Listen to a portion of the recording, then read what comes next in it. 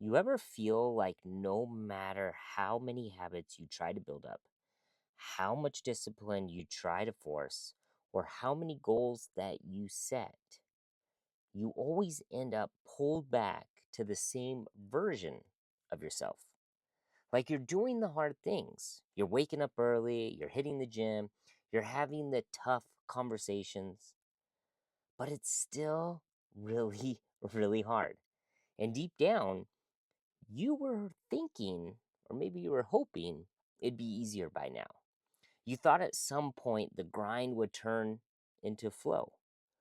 But here you are, white knuckling your way through growth, wondering, why does it still feel like I'm fighting myself?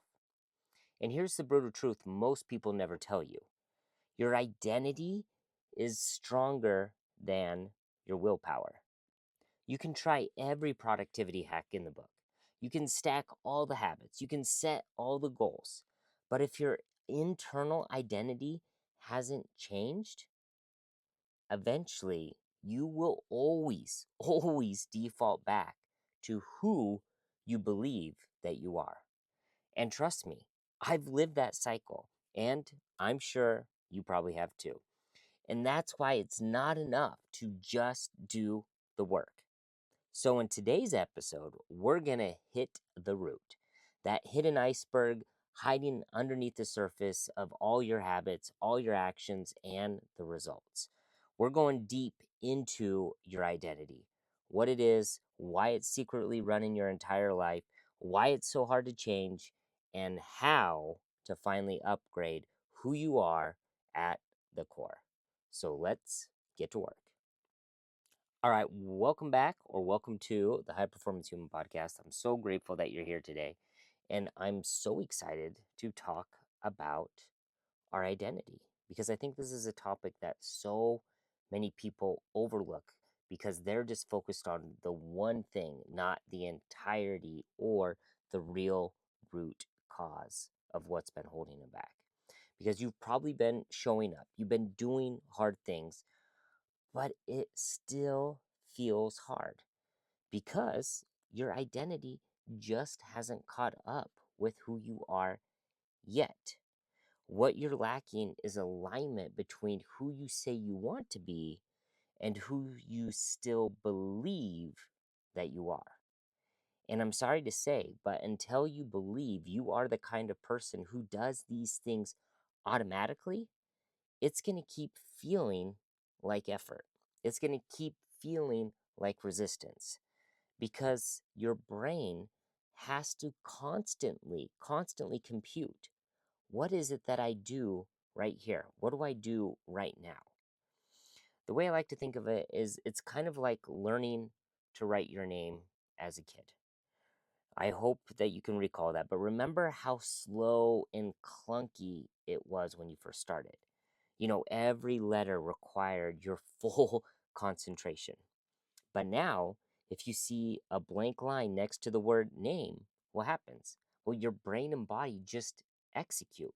You don't have to think about it, it's literally automatic. And that's the power of identity. It's when your identity aligns with your behavior, there is literally no mental negotiation. You're not negotiating with yourself. Well, what is my name? You know what it is and you just write it because you don't have to decide anymore. You just go into automatic doing. And until your thoughts, your beliefs, your habits reflect that identity, every step forward will always feel like a battle. So let's break it down and let's talk about what identity really is and, more importantly, how to rewire it. It's really interesting because I get this question a lot from when I'm doing my coaching sessions, that a lot of people are confused on what really is your identity and how do you actually change it. And my first thing is, I want to help you and my clients change their identity, but not in this, we hear about this all the time, this fake it till you make it kind of way. But what I really want to help and what I really want to focus on is how can you really change your identity grounded in a neurological way. So that way, you know who you want to become and that it stops feeling like it takes so much effort and it starts feeling like you. So I want to break this down into 4 steps. And the first step is to define the identity you're committed to becoming. And I talk about this in all the other episodes and everything. I always say clarity is king, and it's no different here because you can't become what you haven't clearly defined. And identity isn't just one thing, unfortunately. Identity is made up of really your beliefs, your thoughts, your actions, your skills, your habits, and your behaviors. If even one of those is misaligned, it can create friction. So I don't want you just to say, I want to become more disciplined. We need to get specific. And you might want to ask yourself, what does a disciplined person believe? They might say, I believe my word matters. I believe discomfort is required for growth. You might even ask yourself, well, what does a disciplined person think? Well, they might think, I don't negotiate with my commitments. I don't negotiate with my feelings. Next, you want to identify what does the version of yourself that you want to become, what is it that they do? Maybe it's I wake up at 6 a.m. I hit the gym for an hour. I review my goals every Sunday. Then you want to go into, well, what skills do they have? Let's go back to the person that's disciplined. Maybe they say, the skills that I have, or the person that I want to become, what are the skills that they have? Well, they're good at time blocking. They're good at meal prepping. They're good at emotional regulation. They're really good at goal setting. Next one is what habits? We need to define what are the habits that they practice. Well, if we go back to someone that's disciplined, they're probably really good at practicing daily planning. They're really good at reflecting at the evening. They're good at intentional phone usage. I hope you can start to think about these things in this sort of a detail when you're going through creating your identity. And lastly, we want to figure out what behaviors does the ideal version of myself have? What do they model? So, back to the discipline, maybe they focus under pressure, or maybe they are committed to delayed gratification, or another behavior they have is direct communication. You see, the level of clarity gives your brain a specific blueprint to execute.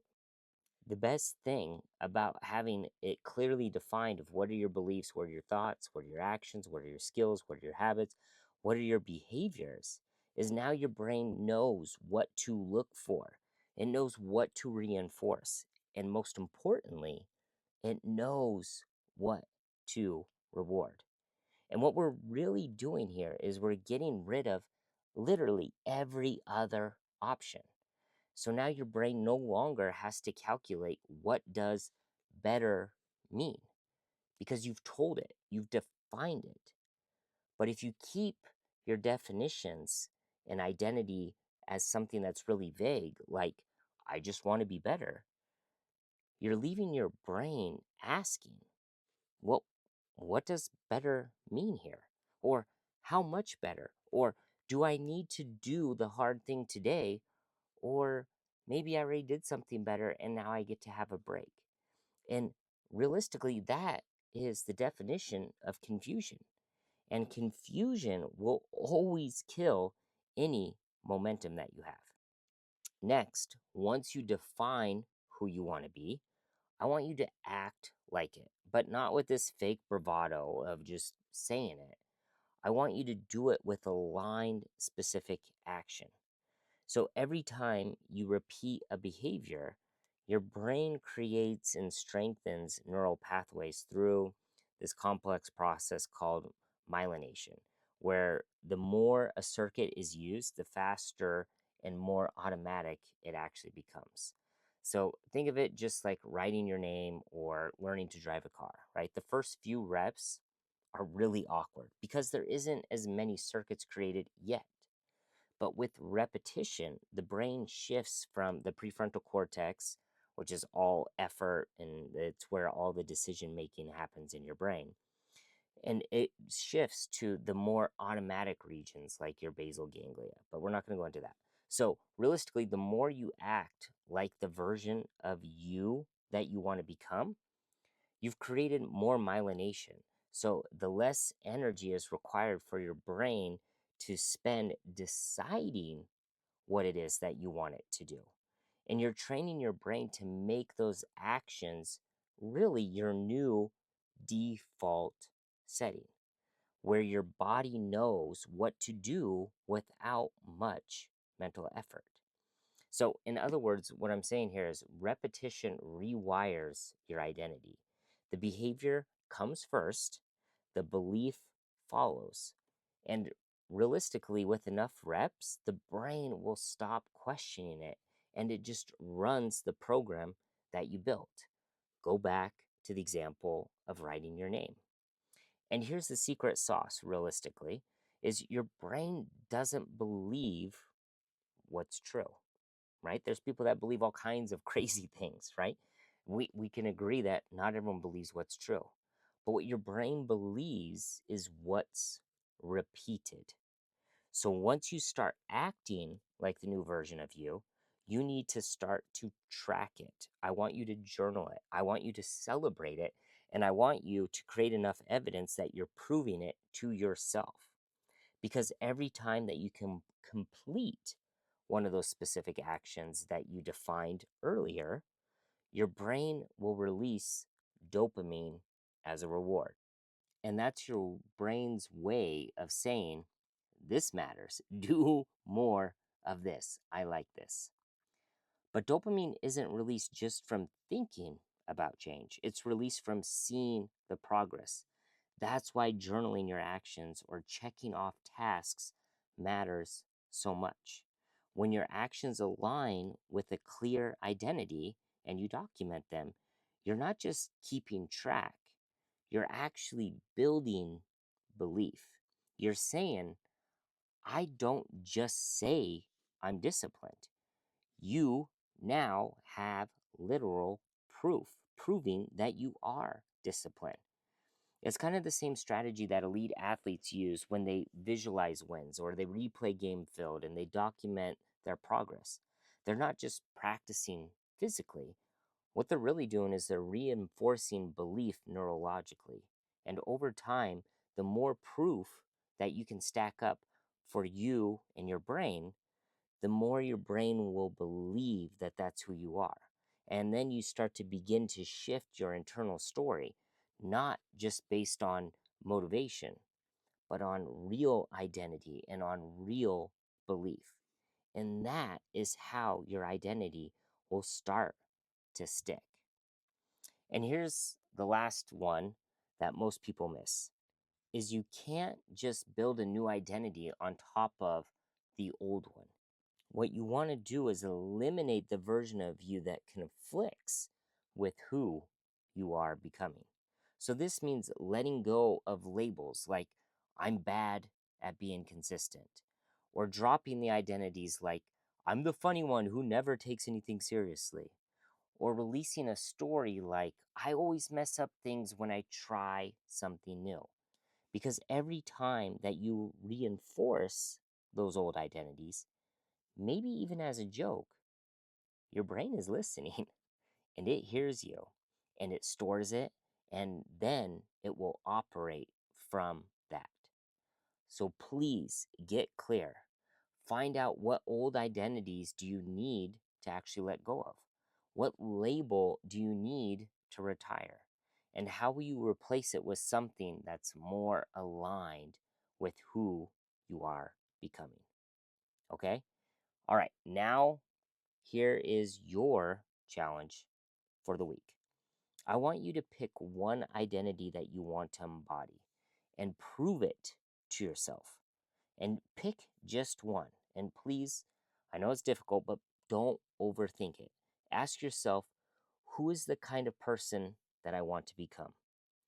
Then choose one simple, repeatable action that person would do.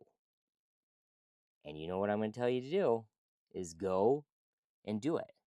And I don't want you to do it once, but I want you to come up with a system. I want you to come up with a plan on how and when and what is it that you're going to do every single day. Come up with a detailed plan. It could be something like, I'm going to wake up at the time that you said you would, that you finally are going to hit the gym no matter how you feel. Or maybe you're going to speak up in a meeting instead of holding back. Or maybe you're going to make 5 calls a day for your business no matter what. Then I want you to track it. I want you to write it down so that you can celebrate it. Remember, we want to get as specific as possible so that our brain knows when we've succeeded. This is why it's so important for us to get as specific on these things as possible rather than having these vague goals, because then your brain doesn't know, did you do it? Did you not? It doesn't know when to release that dopamine to give you a hit of excitement and continue to give you drive and discipline and motivation. Okay? Because the moment that you take action without negotiating with yourself, well, that's going to be the moment that your identity will start to shift. And remember, you don't become the next level version of yourself by thinking about it, even though I wish that that worked, especially as an overthinker. But you become it by living it before you fully believe it. So stop waiting for the new identity to quote unquote click. And I want you to act like it's already true. And your brain will eventually catch up to you. And when you complete your 7-day challenge, DM me on Instagram at Creighton_Bertrand and let me know what identity that you've claimed. And I want you to find out how you proved it to yourself. Let's build the next level version of you, one aligned, decisive action at a time. All right, now it's your turn. Go and get to work.